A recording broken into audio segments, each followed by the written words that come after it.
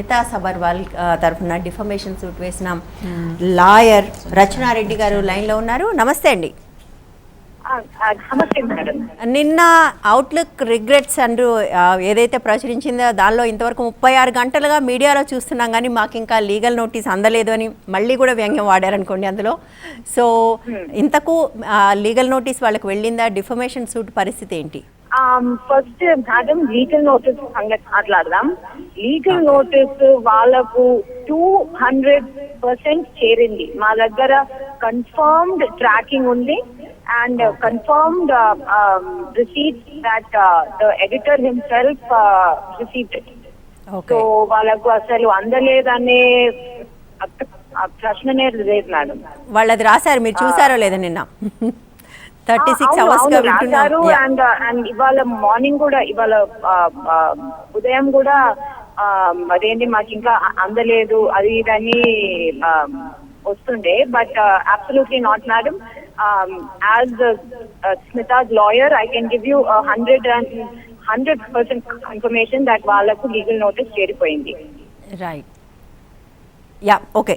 Next ఏంటంటే ఇప్పుడు ఈ డిఫమేషన్ సూట్ అనేది ఎంతవరకు తీసుకెళ్తుందని మీరు అనుకుంటున్నారు? అండ్ మీరు ఎగ్జాక్ట్లీ సారీ మేడం చెప్పండి. ఎగ్జాక్ట్లీ ఏం ఎక్స్పెక్ట్ చేస్తున్నారు మీరు? సేమ్ ప్లేస్లో రిజైండర్ వస్తే సరిపోతుందా? You want to take it further? ఏం చేద్దాం అనుకుంటున్నారు?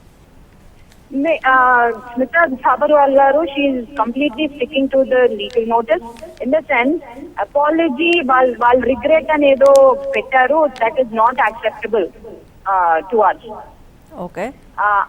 ఆ రిగ్రెట్ లో కూడా రిగ్రెట్ ఉన్నట్లేదు. మీరు అది చదివారో లేదో, ఏదో 2 లైన్లు ఏదో ఇట్లా రాసేసి outlook stands by human rights and women's rights అని రాసేసి వదిలేశారు.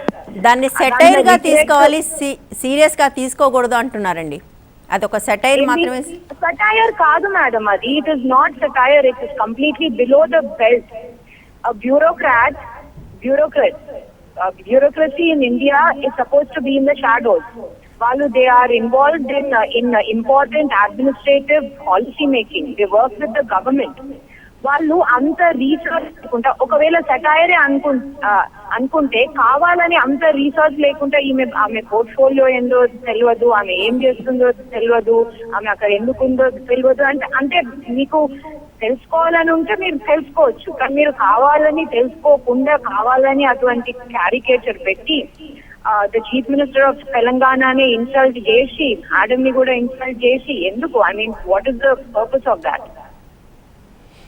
రైట్. అంటే ఏం ఎక్స్పెక్ట్ చేస్తున్నారండి? రిజైండర్ వస్తుంది అనుకుంటున్నారా? రాకపోతే పరిస్థితి ఏంటి?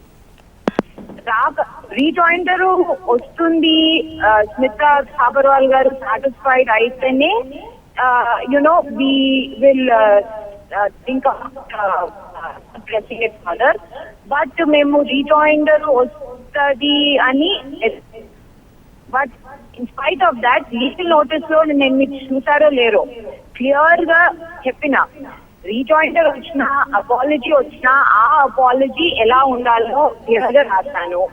ఆ అపాలజీ స్మితా సాబర్వాల్ వాళ్ళకి ఇంపార్టెంట్లీ సాటిస్ఫైడ్ అయితే, ఈ అపాలజీ నాకు సాటిస్ఫాక్టరీ ఉంది, నాకు హర్ట్ ఇదైంది అని అనుకుంటేనే అప్పుడే ఇట్ ఈస్ యాక్సెప్టబుల్.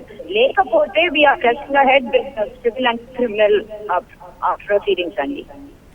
నిన్న ఏదైతే వెబ్సైట్లో వాళ్ళు రిగ్రెట్ లెటర్ ఏదైతే పెట్టారో ఒక పీస్, అది మీకు యాక్సెప్టబులా ఇప్పుడు కాదా? లేదండి, అబ్సల్యూట్లీ నాట్. ఓకే. సో అదే వాళ్ళు పత్రికలో అదే ప్రచురిస్తే పత్రికలో కూడా మీరు you will go ahead with the defamation suit, right? అంతే అబ్సల్యూట్లీ. సాబర్వాల్ గారు అయితే ఇప్పుడైతే she's not happy, she's not satisfied with the regret. And right now ఇప్పటి వరకు అయితే we are planning to go ahead. Okay, right. Thank you so much అండి. Thank you so much మీరు వచ్చినందుకు, వివరాలు వెల్లడించినందుకు.